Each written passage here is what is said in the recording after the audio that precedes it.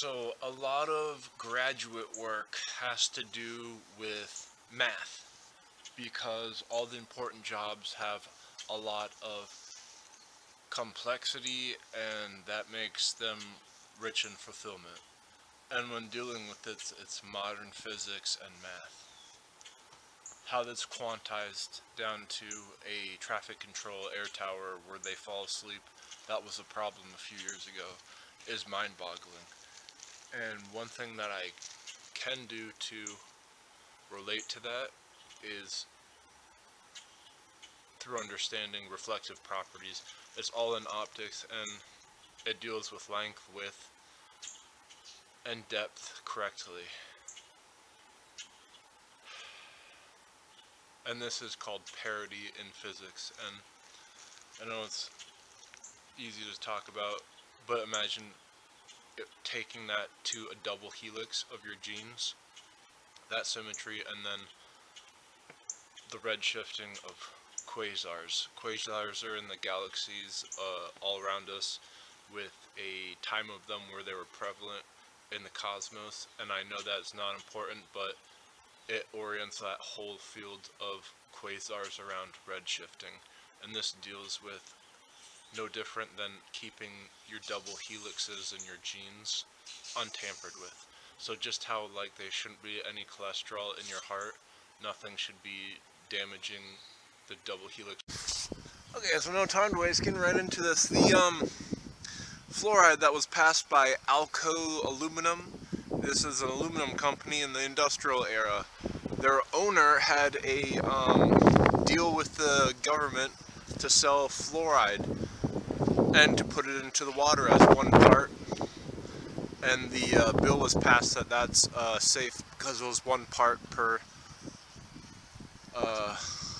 million or billion. No, probably just 1,000. This 1 part per however much was passed, and it's improper use of fluoride because we're not supposed to ingest it. They think it would help with teeth, so that was the big push aside from 1 part in however much. However, fluoride clogs up the pineal gland, which is your third eye. That gland is, say, a third eye. It has like my forehead having a blister on it. It's not, it's just a compact zit, and I can't push the pus out of it because it's too bulky. So it's just like if this on my forehead was all over my face over an entire year, I would have a face like the Elephant Man, and that would probably be pretty sore.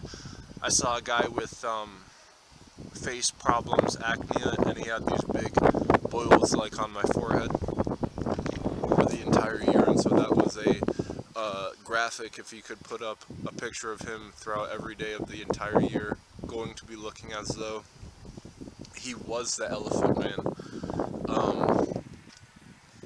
If you combine all the days that he had different sorenesses of zits on his face compiled into just 1 day, then him and the Elephant Man. So that's how I think that the parts per 1,000 or billion have to be looked at. And it's surprisingly, because you can do that with shavings. So fluoride can be condensed into a solid state, into little shavings. And there's readings of doing these of filings of metal, but different types of things are acting as metal to put on a magnet, and this would read any degrees of small turning of these file shavings pointing from true north on the magnetic strip, and you can tell if they are turning or doing a curve of a wave or a counterclockwise by looking at the shavings all around them. This is an important factor that you can take with your own 2 eyes and make a educated guess at what it means, if it's dangerous or not.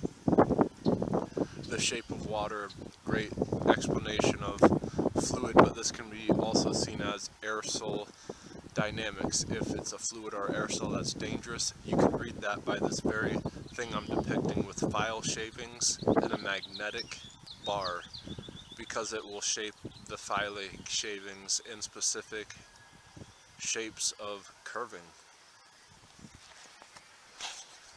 This is important because geometrical optics are entirely true, but widely taken for granted because not much is known about photons, the driving force of optics, of geometric optics, and this is detrimental because we use light on everything to interact with, and light has color that changes as well as mediums because it always slows down when entering a medium, and the colors will act different.